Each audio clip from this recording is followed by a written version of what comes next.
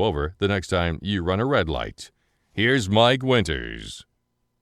And good morning. It is 19 minutes after 8 o'clock, and joining us in studio this morning from Country Club Road Church of Christ, Pastor Mike Nelson with us. How's it going? Going well. How about yourself? It is cold. As a matter of fact, I was thinking you need to change your last name, to be honest with you, just for a little while. I don't even like it.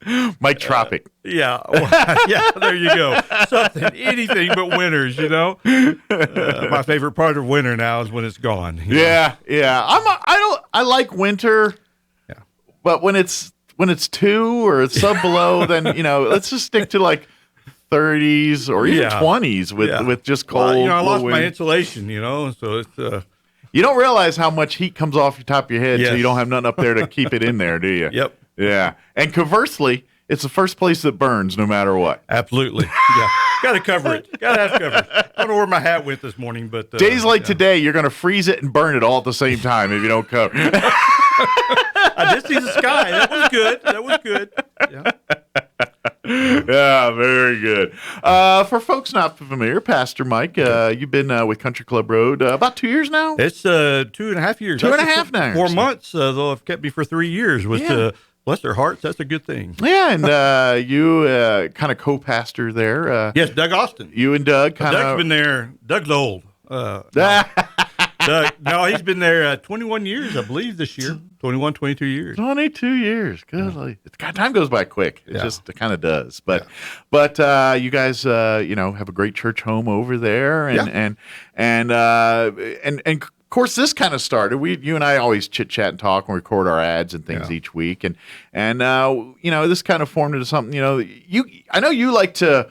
I think your strength is family and that kind of and how to work Christ and how to have God as part of your family and how to incorporate that into the family. I think, Mike, honestly, and you and I have talked about it, I think the degradation of our culture, and this is just my opinion, and it may be based off some facts, it lies within our family. Sure. I really do. I believe the rise and the fall of our country is not this crazy political climate that we've been in. Honestly, I think it's our families. Mm-hmm. And that's where when our families break down, I think our country breaks down. Yeah, well, that's where our values are coming from. It's supposed to be. It's and I'm not trying to mix politics and religion and all this here. That's all right. We did. I'm not afraid of that. That's good. But my opinion is that it's not the government's job. It's really not even the church's job in some way, shape, or form. You hit the nail on the head there. Yeah, to raise your family. Now, your church, I think, is guidance and your spiritual to help you stay on the path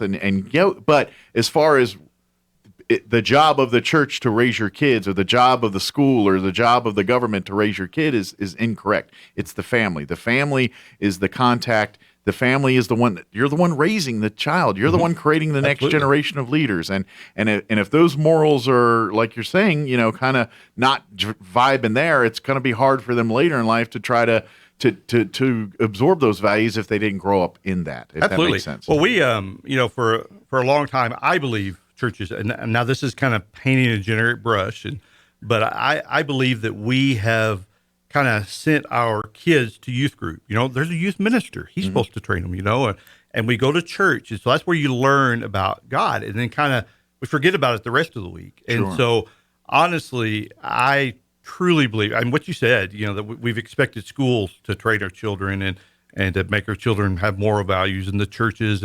And truth be told, I think it happens at home. Absolutely. And that's kind of been our thrust, is getting parents to do and to be who God designed them to be. Sure. Well, I think the way it's supposed to happen is like you said. Yeah, everything starts at the home. You're the family. They're the ones raising the child. They're the ones that are teaching the child right from wrong. They're the ones who's. Let's face it. All the things we have in life that aren't human. Things like racism, these are all taught things that you're not born and put on this earth with those thoughts in your head. That's stuff that you acquire as you're here on earth. Yeah.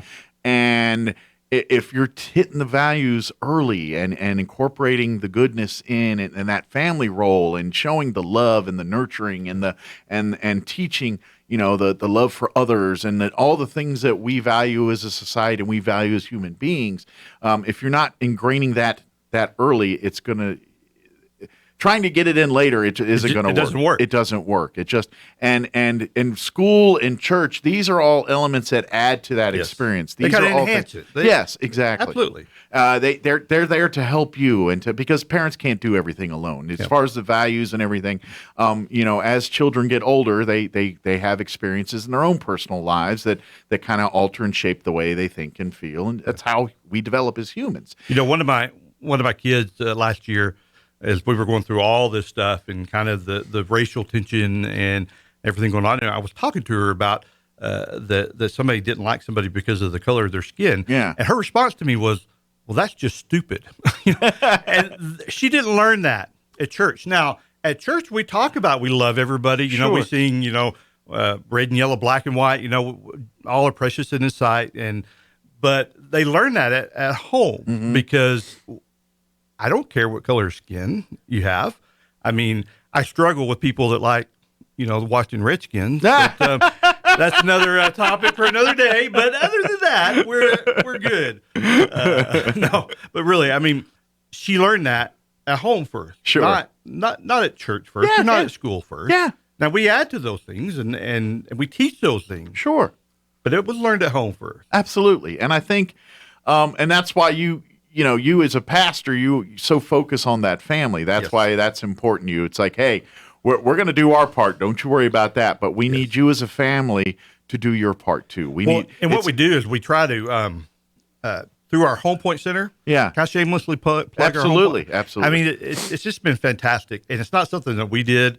It's something that the Lake Point Church in the Metroplex in Dallas did and came up with. Sure.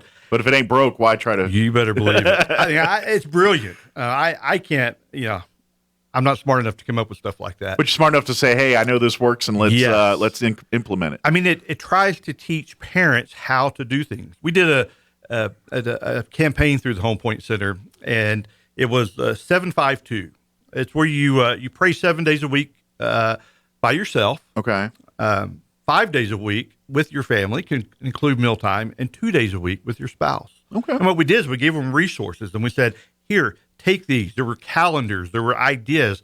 How do you pray? Because not everybody knows how to pray, to be honest with you. I think we think everybody can just sit down and say a prayer. Not always true.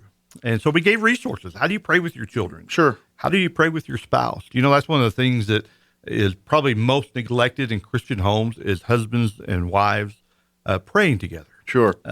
And praying with your older children. And so we gave resources on how to do that so that they could do it and not the church itself. And it made a tremendous impact. And one of the things in the series that we learned is that that the divorce rate is whatever percentage they came up with and they found from Barna Group and whatnot.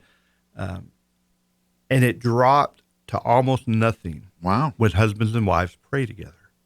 Now, we're in the context of a kingdom home, a discipled home. It makes a difference. Absolutely. And so we gave resources. How do you pray together as a spouse? And so it was a fun thing that we were able to do. So Well, because I think it, obviously, working God into the equation definitely is part of this here. But if you look at the structure side of it too, I think it also forces you to pay attention to your spouse, to pay attention to your family, to see those things. So yes, there's the spiritual side to it too, but I almost think it's also the brain training side as well. There's a little bit of that too to get you into routine. It's kind of like, I mean, you got to treat your spiritual health kind of like your physical health. And what I mean by that, you have to diet regularly, exercise and things. Now, that's not always watch it now. the fun thing to do, but it's something we're spiritual health's the same way. You got to keep that your relationship with God, I think, is just like your relationship with anybody else. If you haven't seen or talked to someone in a while, sometimes how do you expect to grow? How do you expect to get anywhere? And I think it's the same thing. And so and this is my, praying, I think, is that connection. That's that talking to God. And like you said, we don't know how to pray. And I think that's true because I think, we watch TV and movies, and any type of praying you see there generally is, oh God, please don't kill me. Yes. And so we think of praying as, I need God to get me out of this sticky wicket here. Yes. And I'm not saying that's not part of it, but that's that's not the relationship. That's bail me out, I'm in trouble, I'll see you next time. You know what I mean? And that's and I think by these things we talk about here on the family, I think that changes that relationship to, please God, get me out of this situation, to, hey God, thanks for this support, thanks for everything, how are we doing today, I'm struggling with this. You know what I mean? There's an intentionality, it's a relationship, to the relationships then. I mean, I'm going to be intentional about building this relationship with my children or with my spouse or with my siblings. We do stuff for siblings, so siblings can learn to, just the other day, and my children aren't listening, Mike, so I can say it, but one of my kids pushed the other one. The other had an empty 20-ounce bottle in her hand. She chunked it at the other one. I'm like, what in the world just happened, But we share, we teach intentionality with siblings. How do you live together? How do you work together? Well, and I know this is getting into like a family counseling thing, but it makes sense in some ways, because the people you're closest to in your life are your family. Yes. The ones that you expect to know you best, that expect to understand you best, are your family. And you love them the hardest, but you also fight the hardest with those people. You know what I mean? Well, and during COVID, it's really, I don't know what the numbers were the other day, but it's astronomical, the amount of domestic abuse between spouses or folks that live together, or between parents and children, has just skyrocketed. Mm-hmm. All of a sudden we've learned, we've had to be together. We've learned we didn't love each other really, or we got along as long as we were going to school and work and we were separated. But now we're together. What do you do with that now? Sure. And we've got to learn to work together and to be together and to love each other in spite of. And it's not always easy. And I think that's where parenting comes in. I forever, and maybe I'm going to pick on my dads more because I'm a dad. Sure. And last week, I think 2 weeks ago, whenever I did my radio minute, we talked about Mary and Martha, and how that Martha was all busy in the kitchen when Jesus came to visit, and Mary was sitting at his feet, and she's like, just paraphrase, okay? Jesus, what's up? Tell Mary to get in here and help me, and he didn't do that. He says, she's done the good thing. And the idea was, they were so busy. She was so busy that she wasn't realizing what was right in front of her. Yeah. And I think parents try to either work so they can provide, make these big trips, these big car payments, whatever it is. And kids don't really need that. Mm-hmm. My children don't get massive vacations. We go on our little fun vacations. Sure. But one of the greatest things that we do is, when the weather's good and the rattlesnakes aren't biting, is we go Pecos diamond hunting. I don't know if you've ever been Pecos diamond hunting, but it's one of the coolest things to do, especially if you have children. And you can find, I won't tell you your sweet spot. All right, kids, we're going to Disney World right now. And, as a kid, who's not excited for that? But you don't have to do that to reach your kids, is what I'm saying. And that's what you're saying is, look, it's not about the location. It's about the time spent. And so that's across the board. If you're, if there's mom and dad at home, or if it's a single parent, the idea is time. Yeah, time spent makes a difference. That time you guys sitting around playing Clue or working on a puzzle together. We did dominoes the other night. Yeah, my oldest did not want to do dominoes. I think she thought it was going to be like boring and old fashioned.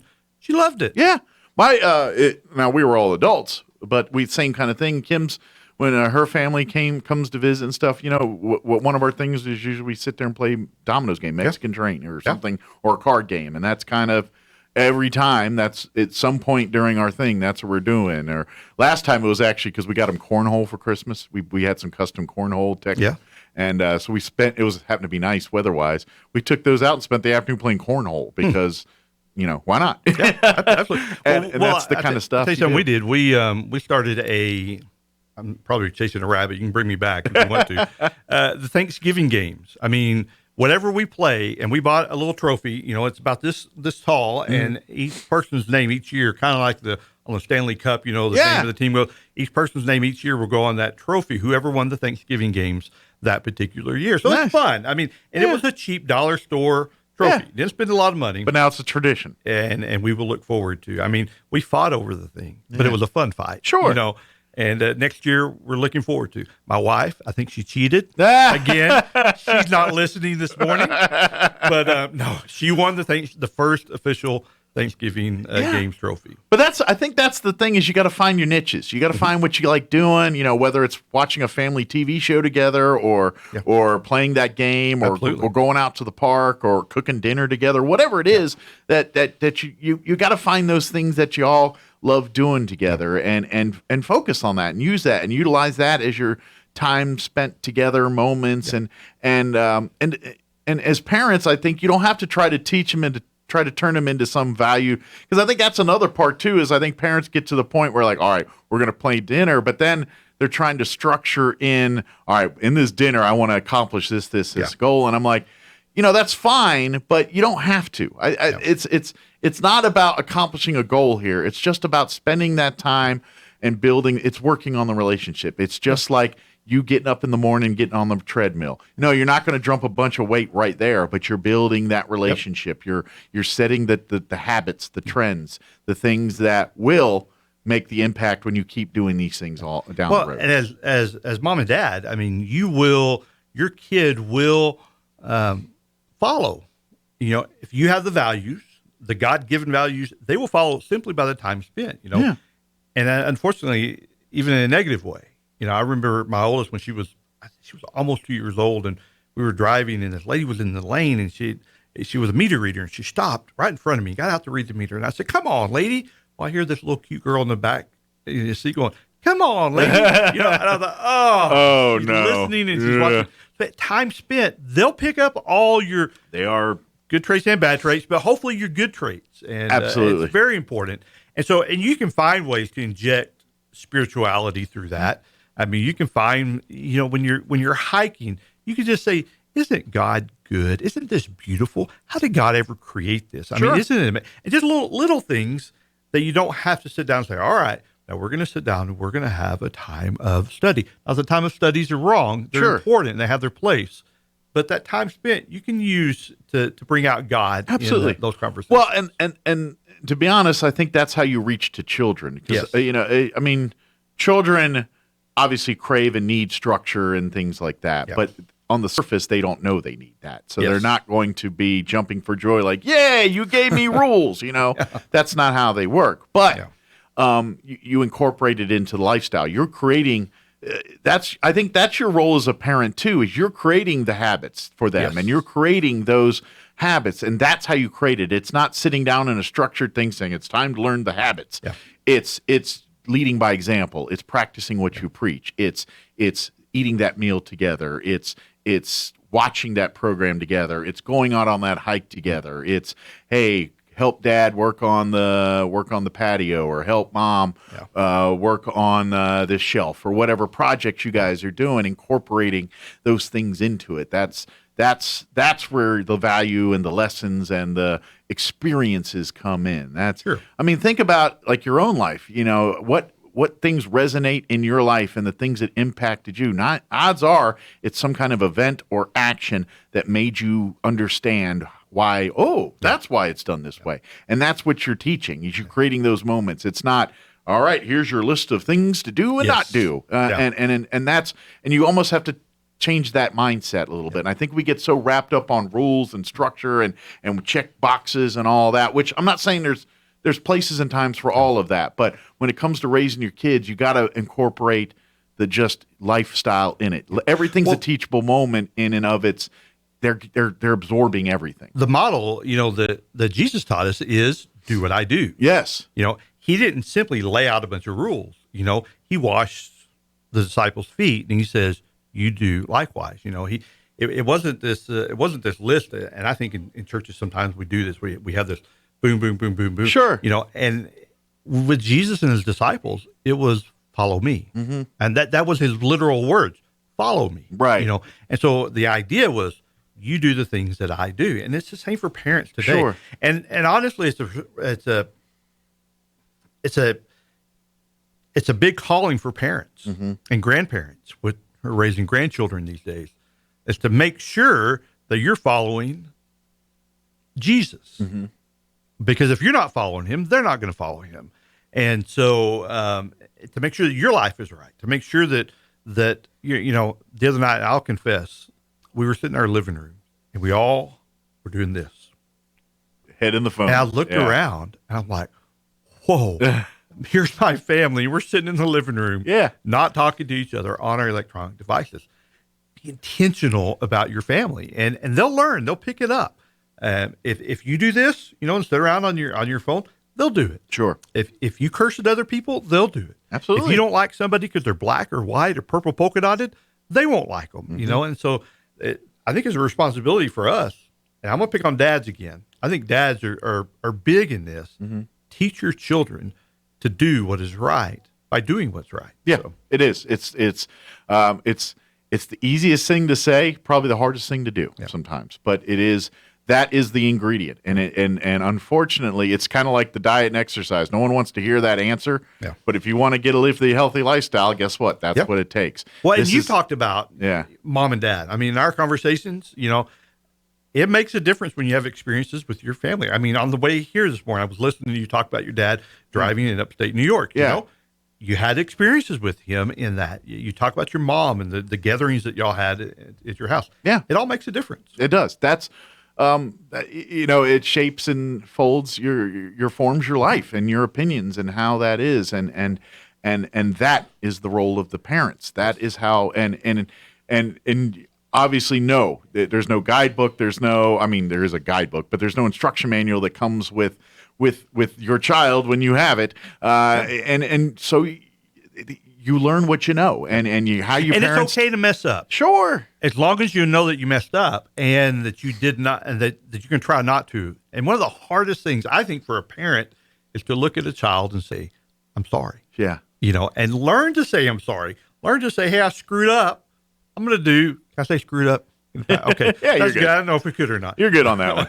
Well, I think it's all for the place it comes from. It's, you know, we make mistakes, but your attitude and what you do about it, if your mistakes are coming from a place of anger, then it's going to be big. But if you make mistakes and it's still from a place of love, and you deal with it from a place of love, then you're not doing irreparable harm. It's a teachable moment in life. But your own reactions to your mistake, how you react to them, like you said, the child sponge. If you clearly screwed up and you're yelling, trying to push blame somewhere else when it squarely should sit on your children will pick up on that vibe too, and they're going to pick up those same habits. Absolutely. So it's not about, you know, making mistakes. We're all going to make them, and I'll probably make at least 10 more before this day's out. But it's how we deal with them, how we react to them, and I don't care how big a mistake it is. This is God's plan. It ain't mine. No mistake you make on this earth is too big that you can't come back from. Absolutely. There's no. It's gone too far in the eyes of God. And you teach that, Mike. One of the things that I do every once in a while, I don't know where I heard this, but my children mess up, and then we talk about forgiveness, and we talk about, or they get to a chance to say they were grounded for 5 hours, but yet, you know, at the 3 hour mark, you know, I talked to them. I said, you know what? I said, you're forgiven. I'm gonna the rest of this, you know, I'm gonna forgive the rest of your time. You're not grounded anymore. And I tell them, I said, you know, Jesus forgave Daddy, and Daddy's not always doing what's right, and so I'm gonna forgive you just like Jesus forgave me. That's huge to them. I didn't just let them off the hook. I taught them what Jesus did to all of us when we messed up. So there's moments like that every parent, grandparent can teach their children. Well, and I think, and we as parents and we as adults need to remember what our end game is as far as the punishment goes. Yes. You know, it's like, what are we trying to prove here? And hopefully the answer is you're trying to teach the child a lesson not to do this again. Yes. And so the punishment needs to fit that. If the child is understanding the wrong of what they did and are doing things to amend, then you treat a punishment accordingly. Sure. If you need to ramp it up a bit because the message isn't getting through, yes, do that. But again, do it from the place of love, not from the place of your anger. It's all about intent. Yes. If you're doing it from anger, then you're going to make mistakes. Sure. You're going to do things you're going to regret. You're going to say or do an action but if you remember, it's from a place of love and a place of understanding. Now, it's easier said than done. I Yes. know people like, yeah, easy. How many kids you got to get, Mike? Yeah, you're giving me advice, whatever. But I know enough to know that if you don't come from that place, you're not going to get the results you have. Are you kidding? Your wife is a school teacher. You hear this stuff all the time. You probably have a lot of experience through him. But I think that. I think if you have the right mindset with everything, you'll figure it out. I mean, and you gotta. It's easy to get angry, and it's easy to go down that revengeful or hateful. I mean, that's how the devil works. That's how he gets in. It's none of us do bad things with a place of I'm waking up wanting to do bad things today. Yes. It's always the path. Just we made decisions we thought were right that weren't right, and and that's going to happen. It's going to keep happening, but it's the attitude and how you react to it. And remember, we all screw up. You can screw up majorly, but if you come from a place of love and a place of understanding to try to fix it, it will be better than you either trying to defend your actions or insert whatever excuse we do. Absolutely. So, absolutely. But and I know that's hard to do. That's really, I think that's almost. Well, nobody said parenting and family was easy. Yeah. I think we have to understand that when you mess up as a parent, it's okay. Yeah. Parenting is not easy. I mean, I have good children. It's the hardest thing on the planet, arguably, to do. And I'll give the credit to Mom probably for a lot of that, but it's not easy. So forgive yourself, number one, and get back on track. You know. And, I think that's part of where the slide happens is we don't have the tools. And so we do things out of frustration, and so that's why I think these talks are great. And obviously, what you do at Country Club Road, this program that you guys have right now, that's what this is all about. It's to get you in the right place. Now, is it saying you got to go out and love to play dominoes or no? Find your niche. It might not be dominoes, but find your niche. If you're like, I hate board games, great, no problem. Find something that you're into. But that's the point is you got to keep trying. You got to keep and remember where you're coming from. If you remember where you're coming from and what your end game is, it'll work out just fine. I promise you, it will work out. It may not be as planned, but it'll work out just fine. Absolutely. I mean, that's what I believe. Yeah. I think it's all about intent. It's all, and that's life. And I think this is the lesson we all have to learn in life as we go. Sure. Is we want to strengthen our relationship to God and become closer to God. That's the end game. But I think we make ourselves better people by understanding and evolving as people. When you started this, or when you came out onto this earth, and the time you leave it, whether that's 1 year or 100 years, you come off as a better person. Absolutely, and that's the goal. Absolutely. So. Absolutely. I know that's a little philosophical. That's all right. Hey, we can get as deep as you need to get here. We're running short on time, but let's do some plugs here. I mean, obviously, if folks would love to give more, we'd love to have you come out to the church. But absolutely. But if you're wanting to say, hey, I need to do something, where's some good resources you'd point them to? So if you want to go to it's CCRCOC, Country Club Road Church of Christ, CCRCOC.com. All our Home Point stuff that we have at the church building, you don't even have to come to the church building. It doesn't matter where you go to church or if you go to church. This day of COVID, just want some guidance for difficult teens, or one of the great things we have is they're called recipe cards. Okay. Some husbands don't know how to take their wife on a date. Go on there and grab one of those recipe cards. It tells you the nutritional value, and it tells you all that stuff. So CCRCOC.com. Very good. Click on the Home Point Center. And I'm just telling you, and give me a holler. Give me a holler there at the church. I'll be glad to help you wherever you're at. Yeah, those are great references. Like you said, because even earlier, like we were saying earlier, maybe you're not into board games, but fine. But this thing gives you ideas and all things that let you kind of think outside the box, because we get in routines, we get in ruts, we get stale, and we get pigeonholed into our little things, and that's life. This kind of forces you out of those. Yeah, not every idea in there is going to strike you as the best idea, but there's something you're thinking, oh yeah, maybe I do this, but what if I do this instead of this? Because I like this better. It's kind of like recipes. I love chili, but I don't like tomatoes or something, so I'm going to substitute it with this. Absolutely. That's a starting point. Yeah, exactly. And two, I think I want everyone to know, or anybody listening or watching, that if you're broken, if your family's broken, don't stay that way. You don't have to say where you're at. Give us a shout. We love, Doug loves talking with families and counseling, and love to visit with you and just kind of help you where you're at. Absolutely. And if you're in an abusive situation and you need out, let us know. If you need, if you're struggling with anger with your children, let us know. We'll be glad to help. The hardest thing we as humans have to remember sometimes, we are human beings, and every human being on the planet needs another human being at some point. We all need each other. Some need more than others, some don't, but even the most isolated of individual, you're going to need humans, interaction, human contact, human advice. And because if not, you're only seeing things from one perspective. And that works great for some people. But if you want to truly get better and evolve or become closer with God, or just become whatever your end game is, if you're trying to better yourself, guess what? You're going to need a human being to help you do that. We'd be glad to. We'd be glad just to listen. Yeah. Maybe you just need to blow off. And that's steam. part of it too. The world seems like it's unsolvable and everything else. Sometimes just talking, venting, hashing out a little bit. And then, and to be honest, that person on the other side may not give you one opinion or anything else about anything, which probably won't, just wants to listen.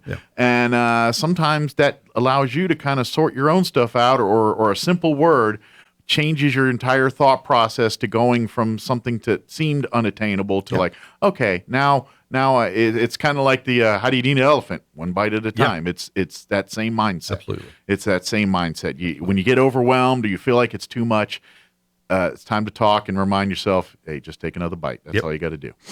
Absolutely. Give out the website one more time, and a phone number too, if folks have any questions, want to call the church. Are you going to ask me the phone number? Oh, no.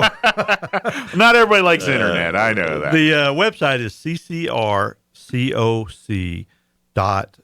Now, also our Facebook. If you like us on Facebook, there's lots of cool stuff. Yeah, like and follow. We do a CCR Minute every morning during the week. Of course, our worship's on there, and all kinds of little stuff like that. Absolutely. Yeah, like us on Facebook. Yeah. The phone number, if I'm not mistaken, I use my cell phone all the time. So I don't remember numbers either. It's 575-622-1350. 1350.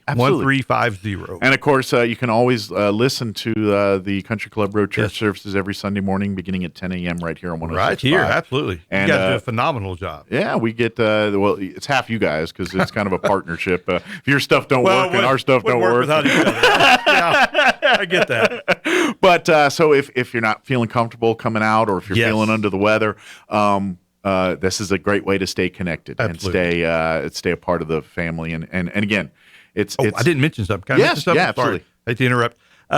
Every Saturday night we air it. Now it's always on there at 6:00. Our CCR Kids. It's a kids program. Oh, nice. Because a lot of churches we're not having Bible classes right now. So we're doing some things. So every night there's puppets, there's crafts, there's all kinds of stuff like that. 6:00 every Saturday night on our Facebook page. Excellent. So a little social time, a little fun time, and all in an atmosphere that's growing and doing good things. Yeah. So awesome. And you can watch it too, Mike, if you want.